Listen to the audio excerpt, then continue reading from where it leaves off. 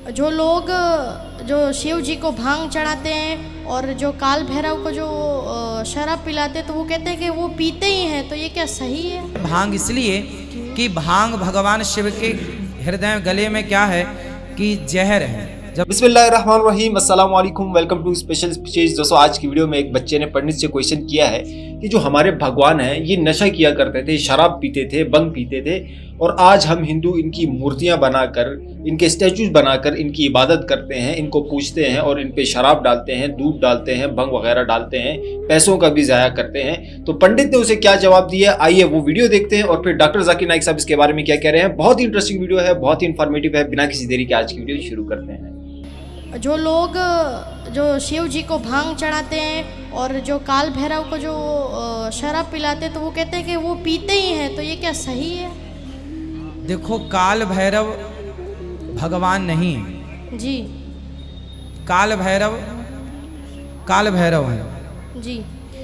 और जो शिव जी को भांग नहीं, भगवान शिव को भांग चढ़ती है, इसलिए गांजा नहीं चढ़ता ना, गांजा पीते हैं। गांजा तो पिलाने वाले ना जाने शिव जी का नाम ले लेके शिव जी को बदनाम करते हैं। भांग जरूर है। भांग इसलिए कि भांग भगवान शिव के हृदय गले में क्या है कि जहर है। जब समुद्र मंथन का जहर निकला तो शिव जी ने उसे पी लिया। शिव को हम लोग भगवान मानते हैं। जब हम हिंदू शास्त्र पढ़ता हूँ, उनमें लिखा है शिव ने भिक्षा मांगकर अपने पेट पाला और नशे वाला चीज खाता था, तो एक भिखारी और नशे वाले को क्यों हम लोग भगवान माने? मेरा सवाल है, हम लोग श्री कृष्ण को सबसे बड़ा भगवान मानते हैं। जब हम हिंदू शास्त्र पढ़ता हूँ, उन शास्त्रों में लिखा है कि श्री कृष्ण ने शंखचूड़ के बीवी तुलसी देवी को बलात्कार किया, तो क्यों हम एक बलात्कारी को भगवान माने?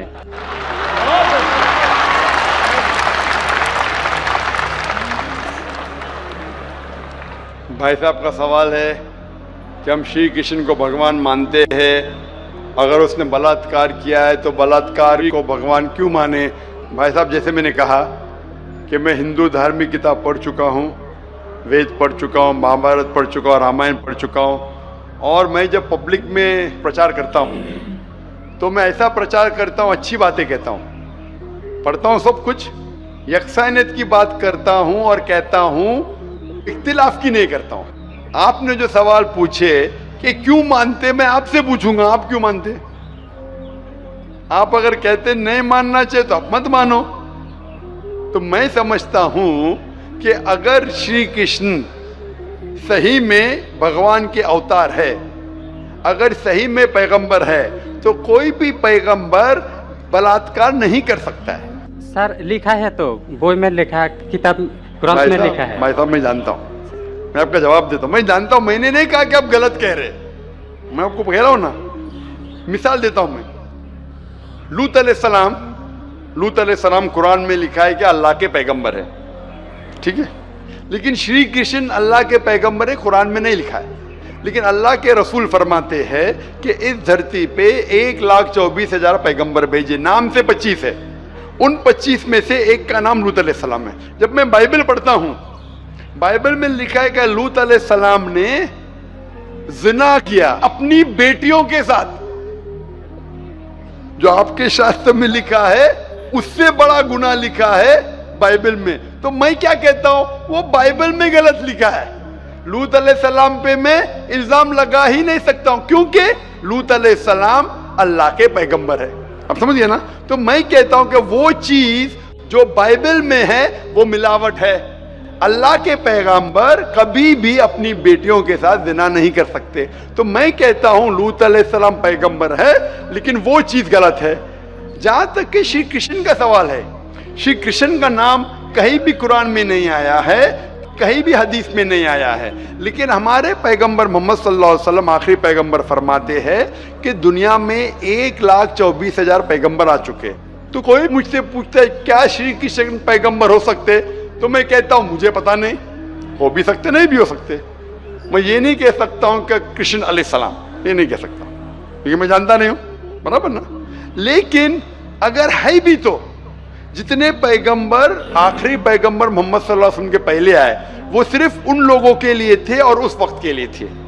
आज तुम्हें मानना चाहिए आखिरी पैगंबर मोहम्मद सल्लल्लाहु अलैहि वसल्लम। तो इसीलिए इस शास्त्र के बारे में मैं जानता हूँ, श्री कृष्ण के बारे में, मैं राधा के बारे में भी जानता हूँ, श्री कृष्ण की कितनी बीवियां दो भी जानता हूँ। श्री कृष्ण की 8 बीवियां थी, बाद में जंग के मैदान में 16,100 बीवियों से शादी किया, कुल मिला के उनके पास थे 16,108 बीवियां। कितनी?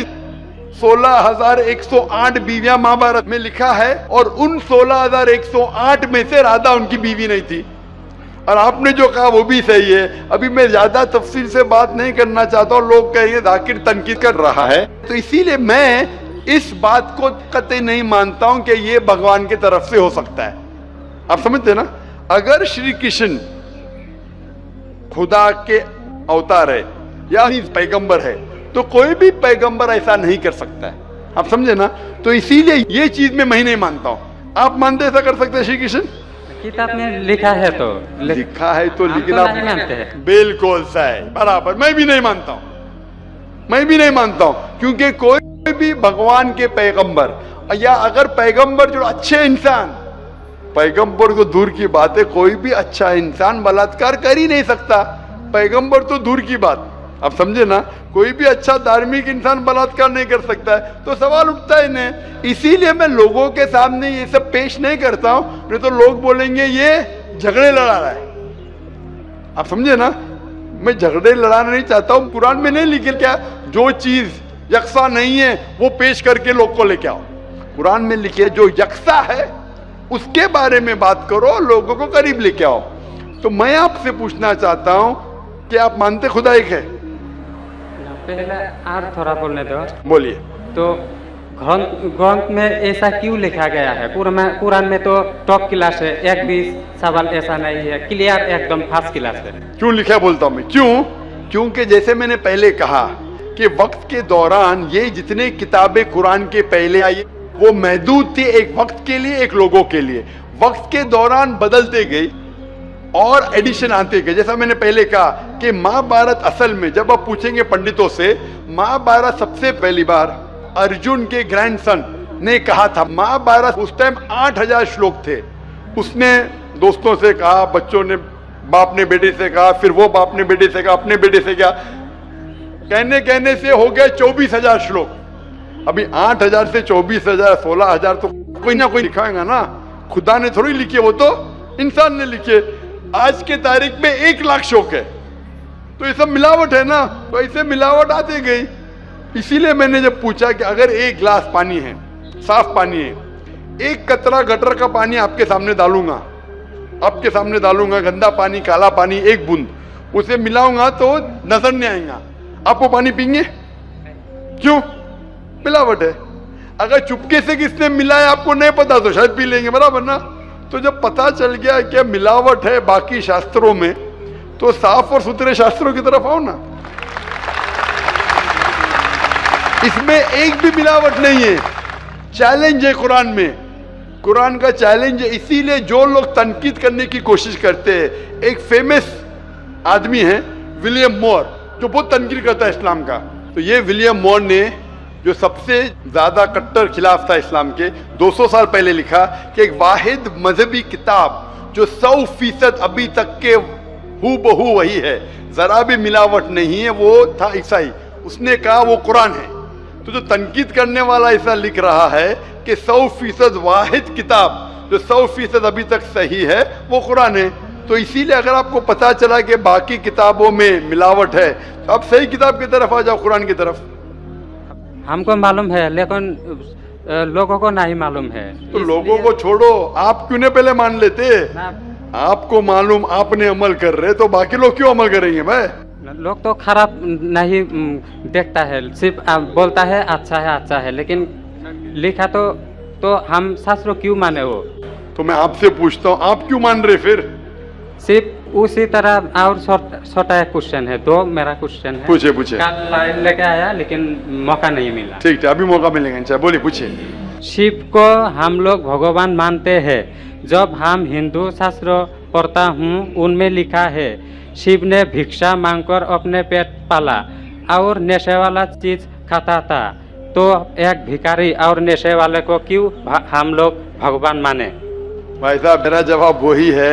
मैं आपके शास्त्र पढ़ चुका हूँ। ये सब मैं तकरीर में बयान नहीं करता हूँ क्योंकि मैं नहीं चाहता हूँ दूसरी किताब के बारे में तनकीद करूँ।